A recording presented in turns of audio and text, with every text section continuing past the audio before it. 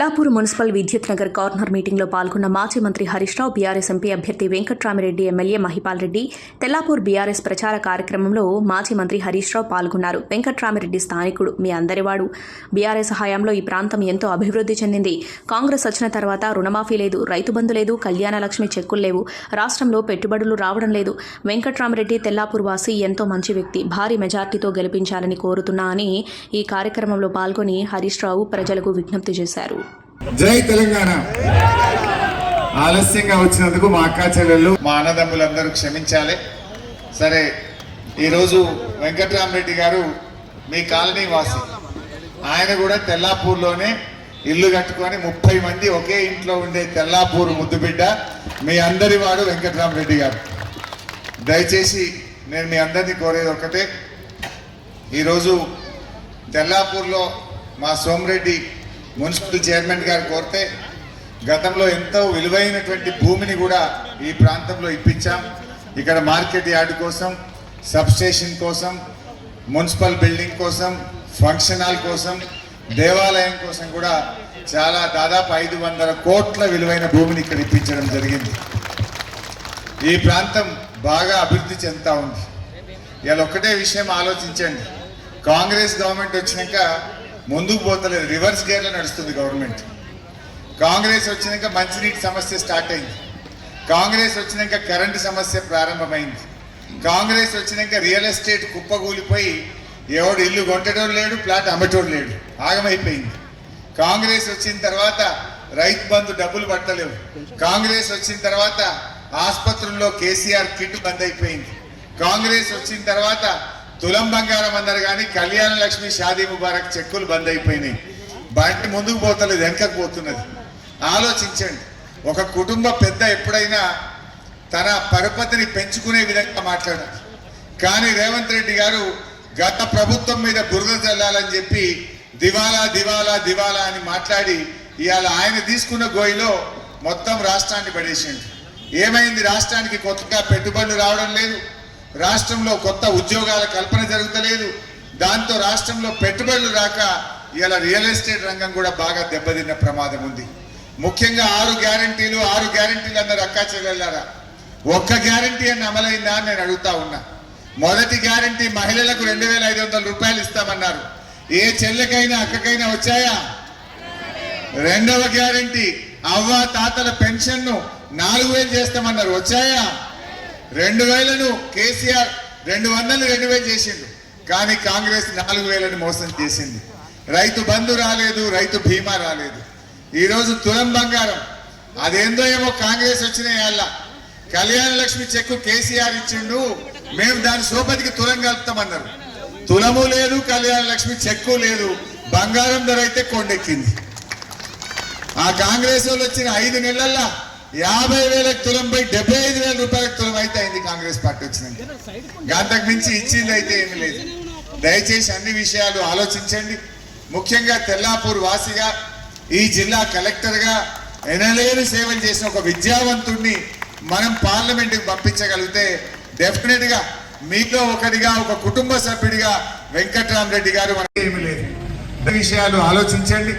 ముఖ్యంగా తెల్లాపూర్ వాసిగా, ఈ జిల్లా కలెక్టర్గా ఎనలేని సేవలు చేసిన ఒక విద్యావంతుడిని మనం పార్లమెంట్కి పంపించగలిగితే డెఫినెట్గా మీలో ఒకటిగా, ఒక కుటుంబ సభ్యుడిగా వెంకట్రామిరెడ్డి గారు మనకు మంచి సేవలు అందించగలుగుతారు. ఇలా బీజేపీ వాళ్ళు కూడా వాళ్ళు ఓట్లు అడుగుతా ఉన్నారు. ఏ పార్టీ అయినా అడగవచ్చు. 10 ఏళ్ళు మీరు అధికారంలో ఉండి ఈ ప్రాంతానికి ఏం చేశారో ఒక మంచి పని చెప్పండి. ఇవాళ నిరుద్యోగ యువతకు సంవత్సరానికి 2 కోట్ల ఉద్యోగాలు అన్నారు, జరగలేదు. విదేశాల నుంచి నల్లధనం తెచ్చి ఒక్కొక్కరి అకౌంట్లో 15 లక్షలు వేస్తామన్నారు, జరగలేదు. ఒకవైపు క్రూడ్ ఆయిల్ ధరలు తగ్గిపోయినాయి, ప్రపంచమంతా క్రూడ్ ఆయిల్ ధరలు తగ్గితే భారతదేశంలో పెట్రోల్ డీజిల్ మాత్రం పన్నుల రూపంలో పెంచింది బీజేపీ. ఇవాళ నేను అడుగుతా ఉన్నా, ఈ భారతదేశంలో 28 మంది ముఖ్యమంత్రులు ఉన్నారు. 28 మంది ముఖ్యమంత్రుల్లో కేసీఆర్ లాగా 1000 కోట్ల రూపాయలతో యాదాద్రి దేవాలయం లాంటి దేవాలయం కట్టిన ముఖ్యమంత్రి ఎవరు ఉన్నారా? అది బీజేపీ ముఖ్యమంత్రి కావచ్చు, కాంగ్రెస్ ముఖ్యమంత్రి కావచ్చు. 1000 కోట్లతో దేవుడిని ఇంత పెద్ద ఆలయం కట్టించింది కేసీఆర్ కదా. అయినా కేసీఆర్ ఎప్పుడైనా రాజకీయాల కోసం వాడిండా? కేసీఆర్ గారు శతచండి హోమం చేసిండు. కానీ దేవుడు అనేవాడు మనసులో ఉంటాడు, భక్తి మనసులో ఉంటుంది, గుండెల్లో ఉంటుంది తప్ప రాజకీయాలకు వాడినటువంటి తత్వం కేసీఆర్ది కానీ బీఆర్ఎస్ది కాదు. నిజమైన హిందూ ధర్మ పరిరక్షకుడు కేసీఆర్.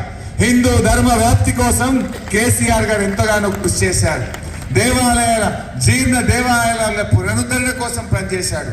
ప్రతిరోజు దేవాలయాల్లో ధూప దీప నైవేద్యాలు జరగాలని పెద్ద ఎత్తున నిధులిచ్చింది కేసీఆర్ గారు. అట్లా భగవంతుణ్ణి నిండు మనసుతో చేసినాడు. కేసీఆర్ ముఖ్యమంత్రి ఉన్నంత కాలం మంచి వర్షాలు పడ్డాయి, మంచి కాలం అయింది, బంగాళాదుంప పంటలు పడినాయి. ఎందుకంటే ఆయన దేవుడిని నమ్మిండి కనుక. కాంగ్రెస్ వచ్చింది, కరువు వచ్చింది. కాంగ్రెస్ వచ్చింది, పంటలు ఎండిపోయినాయి. కాంగ్రెస్ వచ్చింది, మంచినీళ్ళు వస్తలేవు. అంటే నిజంగా దేవుణ్ణి కొలిస్తే, దేవుణ్ణి నమ్మితే ఆ దేవుడు కూడా ఆశీర్వాదం ఇచ్చింది కనుక 10 ఏళ్ల కేసీఆర్ పాలనలో కరువు లేదు, కాంగ్రెస్ వస్తే కరువు వచ్చింది. కేసీఆర్ గారు శతచండి హోమం చేసిండు.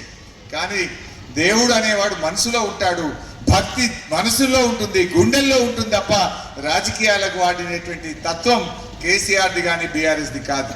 నిజమైన హిందూ ధర్మ పరిరక్షకుడు కేసీఆర్. హిందూ ధర్మ వ్యాప్తి కోసం కేసీఆర్ గారు ఎంతగానో కృషి చేశారు. దేవాలయాల జీర్ణ దేవాలయాల పునరుద్ధరణ కోసం పనిచేశాడు. ప్రతిరోజు దేవాలయాల్లో ధూప దీప నైవేద్యాలు జరగాలని పెద్ద ఎత్తున నిధులిచ్చింది కేసీఆర్ గారు. అట్లా భగవంతుణ్ణి నిండు మనసుతో చేసినాడు. కేసీఆర్ ముఖ్యమంత్రి ఉన్నంత కాలం మంచి వర్షాలు పడ్డాయి, మంచి కాలం అయింది, బంగాళాదుంప పంటలు పడినాయి. ఎందుకంటే ఆయన దేవుడిని నమ్మిండి కనుక. కాంగ్రెస్ వచ్చింది, కరువు వచ్చింది. కాంగ్రెస్ వచ్చింది, పంటలు ఎండిపోయినాయి. కాంగ్రెస్ వచ్చింది, మంచినీళ్ళు వస్తలేవు. అంటే నిజంగా దేవుణ్ణి కొలిస్తే, దేవుణ్ణి నమ్మితే ఆ దేవుడు కూడా ఆశీర్వాదం ఇచ్చింది కనుక 10 ఏళ్ల కేసీఆర్ పాలనలో కరువు లేదు, కాంగ్రెస్ వస్తే కరువు వచ్చింది. నేను మీతో కోరేది ఒక్కటే, మైపాల్ రెడ్డి గారు, నేను, మేమందరం కూడా మీకోసం పనిచేసినాం, చేస్తాం. మా సోపతికి మీరు వెంకట్రామరెడ్డి గారిని ఇస్తే మేమందరం తోడై మీ సేవ చేసి ఈ ప్రాంత అభివృద్ధికి, ముఖ్యంగా ఇక్కడ మా అండర్ పాస్ రైల్వే గురించి కానీ, డ్రైనేజ్ ఎంఐజీ పెండింగ్ విషయంలో కానీ, వెజిటబుల్ మార్కెట్ లాంటి పనులను తప్పకుండా వీటిని పూర్తి చేయించే బాధ్యత తీసుకుంటాం. యాక్చువల్గా మా మైపాలని అడిగితే కేసీఆర్ గారు 56 కోట్ల రూపాయల నిధులు ప్రత్యేకంగా ఈ మున్సిపాలిటీకి ఇచ్చారు. దురదృష్టం ఏంటంటే కేసీఆర్ ఇచ్చిన 56 కోట్లను కొత్తగా వచ్చిన కాంగ్రెస్ ప్రభుత్వం వెనక్కి తీసుకొని పోయింది. అవి అన్నుంటే ఈ పాటికి పనులు అయ్యేది. బట్ అయినా తప్పకుండా వాటిని సాధిస్తాం. ఈ ప్రాంతంలో ఉన్న పెండింగ్ సమస్యల పరిష్కారానికి మేమందరం కూడా టీం వర్క్ గా పనిచేసి మీ యొక్క కోరికల్ని నెరవేర్చే బాధ్యత మాది. మీరందరూ కూడా దయచేసి సీరియల్ నంబర్ 4, ఒక విద్యావంతుడు, ఒక మేధావి, ఒక కలెక్టర్ గా పనిచేసిన వెంకట్రామరెడ్డి గారి 4వ నంబర్ గుర్తుపై, కారు గుర్తుపై ఓటేసి దీవించాలని కోరుతూ జై తెలంగాణ. అభ్యర్థి ఇవాళ నాకు వాస్తవాలు నేను చెప్తా ఉన్నా, వాస్తవాలు గ్రహించండి. ఇవాళ ఆ అభ్యర్థి ఈ ప్రాంతంలో కూడా మరి పత్రికల్లో పనిచేసి కొన్ని సంవత్సరాలు ఇక్కడ ఉండిపోయిన అభ్యర్థి నా ప్రత్యర్థి. మరి నాకు ఒక పార్టీ నుంచి నాపై పోటీ చేస్తున్న ప్రత్యర్థికి ఈ పటాన్చెరులో ఉన్న అందరికీ కూడా తెలుసు విలేకరిగా. మరి ఆ రోజు ఎన్ని కేసులు ఉన్నాయి, ఎలాంటి పనులు చేశాడు, ప్రజలను ఎంతవరకు హింసించాడు, ప్రజలను ఎంతవరకు బ్లాక్మెయిల్ చేశాడు అనేది మీకు తెలుసు. మరి అలాంటి వ్యక్తికి నాకు ఉన్న పోలిక గమనించి మరి ఏ వ్యక్తి అయితే ఒక హోందాగా ఒక రాజకీయం చేస్తాడో, ప్రజా సమస్యలు మంచిగా పరిష్కరిస్తాడో, ప్రజా సమస్యలు మానవతా కోణంతో చేస్తాడనేది ఆలోచించి దయచేసి మీరు ఓటు వేయాల్సిందిగా మీ అందరినీ వేడుకుంటా ఉన్నా. మరి ఇవాళ పటాన్చెరు నియోజకవర్గంలో ఈరోజు వందలుగా ఫార్మా కంపెనీలను, ఇండస్ట్రీస్ని ఫోన్ చేసి జబర్దస్తిగా చందాలు వసూలు చేసి ఇవాళ పైసలు దండుకుంటున్న అభ్యర్థి కావాలా? మరి ఏ ఒక్క రూపాయి ప్రజా జీవితంలో ఆశించకుండా మరి ఉమ్మడి కుటుంబ ఆస్తితోని ఇవాళ కలెక్టర్ పోస్టుకి రాజీనామా చేసి గౌరవనీయులు కేసీఆర్ గారి పిలుపు మేరకి, వారి ఆలోచన మేరకి, హరీష్ అన్న గారి సూచనల మేరకి ఇవాళ ఎంపీ అభ్యర్థి మీ సేవలో ఉండాలని వచ్చాను నేను. మీకు దయచేసి వివక్షతో ఆలోచించండి. ఒక అభ్యర్థి అహంకారి, ఒక అభ్యర్థి మోసకారి, ఒక అభ్యర్థి ఆవేశపరుడు, మరి ఆ అభ్యర్థిని కాదు, నేను సౌమ్యుని, ప్రజా సమస్యలు తెలిసిన అధికారిని, కలెక్టర్గా అపారమైన ఉన్న వ్యక్తిని. దయచేసి గ్రామాన వార్డులో ఇంట్లో మీ పోలింగ్ స్టేషన్ బూత్ పరిధిలో చర్చ జరగాలని మీ అందరినీ సవినీయంగా తలవంచి మనవి చేసుకుంటా ఉన్నా. నేను రాజకీయాలకు వచ్చింది కలెక్టర్ పోస్టు వదిలి రాజకీయాలకు వచ్చింది నేను ఆస్తి సంపాదించడానికి కాదు. నేను కలెక్టర్గా భారతదేశంలో ఉన్న 730 జిల్లాలలో ఉత్తమ కలెక్టర్గా, మంచి కలెక్టర్గా పేరున్న వ్యక్తిగా నేను ఇవాళ నా ఉద్యోగం చేశాను. నేను కలెక్టర్గా ఉద్యోగం చేసినప్పుడు, ప్రజా జీవితంలో వచ్చినప్పుడు, ప్రభుత్వ అధికారిగా ఉన్నప్పుడు నేను గుర్తుపెట్టుకున్నది ఒకటే, ఏదైతే కుర్చీలో కూర్చుండి ప్రభుత్వం నాకు 30 సంవత్సరాల సర్వీస్ ఇచ్చి జీతం ఇచ్చి నాకు ఇచ్చినప్పుడు అది నేను బాధ్యతగా గమనించా, అది బాధ్యతగా గుర్తించా. అది నా కిరీటమో, నాకు ఒక అలంకారమో, నాకు ఒక పోస్ట్ ఉందని ఎన్నడూ భావించలే. ఒక సామాన్యుడిగా ప్రజా సమస్యలు వచ్చినప్పుడు, ప్రజా సమస్యలతో వచ్చిన వ్యక్తిలో మా అన్నను చూసుకున్నా, మా తమ్ముని చూసుకున్నా, మా అక్కను చూసుకున్నా, మా చెల్లెమ్మని చూసుకున్నా. వాళ్ళకి సమస్య వస్తే ఒక కలెక్టర్ దగ్గరికి వెళ్ళినప్పుడు ఏ విధంగా పరిష్కరిస్తారని భావిస్తారో, మరి సొంత అన్నలాగా తమ్ముని. ఈరోజు మీరు ఆలోచన చేయండి. ఎందుకంటే ఈ గతంలో టిఆర్ఎస్ రాష్ట్రం వచ్చిన తర్వాత, తెలంగాణ రాష్ట్రం ఏర్పడిన తర్వాత 10 సంవత్సరాల టిఆర్ఎస్ ప్రభుత్వం చేసిన అభివృద్ధి మీ అందరికి మన కళ్ళకు కట్టినట్టు కనబడతా ఉన్నాయి. మీ అందరికి చెప్పవలసిన అవసరం లేదు. అందరూ చదువుకున్న వాళ్ళు, తెలిసిన వాళ్ళు, మేధావులు. మీరే 10 మందికి చెప్పి మీరు చెప్పే అర్హత కలిగిన వారు ఉన్నారు మీరందరూ. కాబట్టి నన్ను 2014లో, 2018లో, 2023లో 3 సార్లు హ్యాట్రిక్గా నన్ను ఎమ్మెల్యేగా గెలిపించినందుకు మీకు శిరస్సు వంచి నమస్కరించుకుంటూ ధన్యవాదాలు తెలియజేస్తా ఉన్నా. ఎందుకంటే ఈరోజు 6 నెలలు, 4 నెలలు, 5 నెలల పడ్డట్టుంది ప్రభుత్వం, కొత్త ప్రభుత్వం ఏర్పడి, కాంగ్రెస్ ప్రభుత్వం. ఇంత వ్యతిరేకత అనేది మేము కూడా 25-30 సంవత్సరాల నుంచి రాజకీయాలలో ఉన్నాం. కానీ చాలా ప్రభుత్వాలు వచ్చినాయి, చాలా ప్రభుత్వాలు పోయినాయి.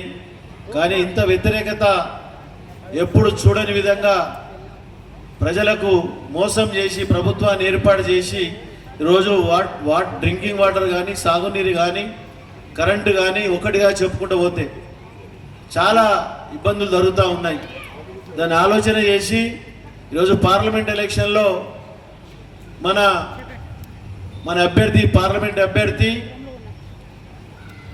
వెంకట్రామరెడ్డి గారు, బీఆర్ఎస్ పార్టీ నాయకుడు కేసీఆర్ గారు బలపరిచి మనకు మెదక్ పార్లమెంట్ సభ్యునిగా మన మధ్యనకు పంపడం జరిగింది. ఆయన ఎక్కడో కాదు, మన తెల్లాపూర్ మున్సిపల్లో రాజ్ పుష్పల్లోనే ఉంటాడు ఆయన. వాళ్ళ ఫ్యామిలీ మెంబర్స్ మొత్తం ఇక్కడ కూతేస్తే వలుగుతాడు అక్కడ ఆయన. కాబట్టి దయచేసి భారీ మెజారిటీతో మీరు గెలిపించినట్టయితే ఈ ప్రభుత్వం చేసిన మోసాలు, అరాచకాలకు గుణపాఠం చెప్పిన వాళ్ళం అవుతాం. కాబట్టి లేకపోతే సమర్థించిన వాళ్ళం అవుతాం. ప్రభుత్వం ఏ డిసిషన్ తీసుకున్నా దాన్ని సమర్థించిన వాళ్ళం అవుతాం. కాబట్టి ప్రజాకోర్టు తీర్పును అందరూ శిరసు వంచవలసిందే. దాన్ని దృష్టిలో పెట్టుకొని మీరు అందరూ ఆలోచన చేయాలని మనవి చేస్తా ఉన్నా. రేపు 13వ తారీఖు జరిగే ఎలక్షన్లో వెంకట్రామరెడ్డి గారిని కారు గుర్తుపైన పైకెళ్ళి 4వ వరుస 4వ నంబర్ మీద కారు గుర్తుపైన ఓటేసి భారీ మెజారిటీతో గెలిపించవలసిందిగా మనవి చేస్తూ, ముఖ్యంగా మనకు ఈ 10 సంవత్సరాల కాలంలో ఇంతకుముందు సోమిరెడ్డి చెప్పడం జరిగింది అన్ని విషయాలు. ఈ మున్సిపల్ ఏర్పాటు చేయడం, గ్రామ పంచాయతీ మున్సిపల్ ఏర్పాటు చేయడం జరిగింది. మున్సిపల్ ఏర్పాటు చేసిన తర్వాత ఎన్నో రకాల అభివృద్ధులు జరగడం జరిగింది. రోడ్లు కానీ, డ్రైన్లు కానీ, వాటర్ కానీ, ఎలక్ట్రిసిటీ విషయంలో కానీ, ఈ మన సర్వీస్ రింగ్ రోడ్లు కానీ, ఇవన్నీ ఎన్నో ప్రజలకు ఉపయోగపడే రీతిలో ఎన్నో అభివృద్ధి కార్యక్రమాలు చేపట్టడం జరిగిందని తెలియజేస్తాను సోదరులారా. ఈ 9 సంవత్సరాల 10 సంవత్సరాల కాలంలో నియోజకవర్గ స్థాయి మొత్తంలో 9,000 కోట్ల రూపాయలతో అభివృద్ధి చేయడం జరిగిందని మీ అందరికీ తెలియజేస్తాను సోదరులారా. పటంచెరువు అంటే ఒక వెనకటికి ఇండస్ట్రీ తర్వాత పొల్యూషన్. కాబట్టి వెంకట్రామరెడ్డి గారు వేదికపైకి రావాల్సిందిగా మనవి చేస్తున్నాం. మన మధ్యన